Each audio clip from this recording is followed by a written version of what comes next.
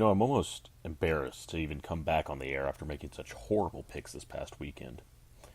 But, like they say in the theater, the show must go on. So welcome back to another week of Butts Talk. I'm Nick Butts. Yeah.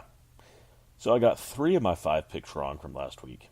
In my defense, it's hard to pick week 1 games because you really don't know what's going to happen. At least I didn't pick Louisville to beat Alabama, though.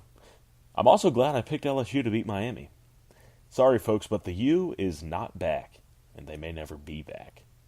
I'm very disappointed in both the way Washington and Michigan performed, but at least their games were close.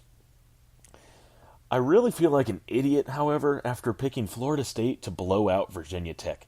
The Noles committed 5 turnovers. That's obscene. So much for success in the Taggart era. A few other things I took away from week 1. It's going to take some time for the Clemson quarterback situation to be resolved. We saw solid play from both Kelly Bryant and Trevor Lawrence last week, but it's going to take a few more games for this competition to be sorted out completely. Whoever can lead Clemson to a win over Texas A&M on the road should win the job, in my opinion. Oklahoma might just be better with Kyler Murray than they were with Baker Mayfield. Baker is one of the best college quarterbacks of all time. There's no doubt about that. And while he had success with Oklahoma, the Sooners somehow looked better with Kyler Murray. It might be due to the fact that Murray is more of a dual-threat guy, but also don't forget their other skill players like running back Rodney Anderson and wide receiver Hollywood Brown have insane speed and are just great players. This OU offense is going to be unstoppable, especially in conference play against those weak Big 12 defenses. All right, so here's my top 5 games along with my picks for week 2. Here we go. Number 3, Georgia at number 24, South Carolina. Georgia is favored by 10 points even. Many people are picking the Gamecocks to win this one. And yes, I think South Carolina is heading in the right direction, but they may still be a year or 2 away. Now, they do get their division rival Dogs at home in front of a raucous crowd, but at the end of the day, you have to remember UGA just has dudes. They have better athletes that are simply more physical and simply better at football. The Gamecocks will keep it close, but when it's all said and done, the better team is going to win, and the better team is Georgia. Iowa State at Iowa. Iowa, a 3.5-point favorite at home.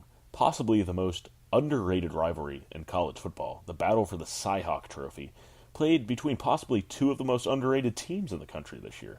After a surprising year for the Cyclones in 2017, they opened their season against their arch nemesis because their game was canceled last week.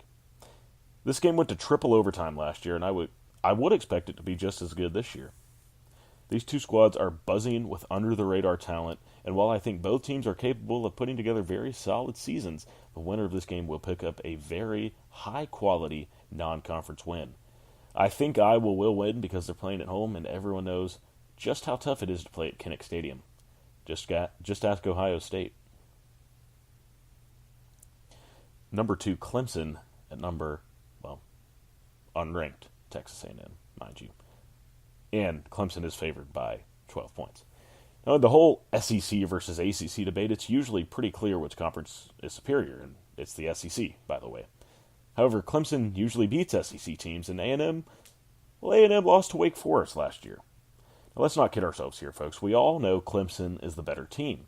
Now, God bless the good old kind-hearted people of Aggie Land, but I'm sorry, y'all, you're not going to beat the you-know-what out of Clemson. They're going to beat it out of you. Expect Clemson to do to A&M what they did to Furman, but worse. Number 17, USC at number 10, Stanford. Stanford a 5-point favorite at home on the farm. Stanford proved that they don't need Bryce Love to win last week. SC proved that it's young and inexperienced, but still solid. This is always a fun rivalry to follow, and this year Stanford should have no trouble beating the Trojans behind the arm of KJ Costello. Number 15, Michigan versus Arizona State. The Spartans a 6-point favorite on the road. Hashtag Pac-12 After Dark. Nice. Not sure if y'all are familiar, but the Sun Devils have this freak of an athlete named N'Keal Harry. He is a nasty wideout, NWO. Arguably the best player in the conference. He caught 6 passes for 140 yards and 2 touchdowns last week. He's also really fast.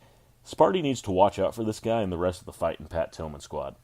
This game is going to make people take ASU seriously this year after they win.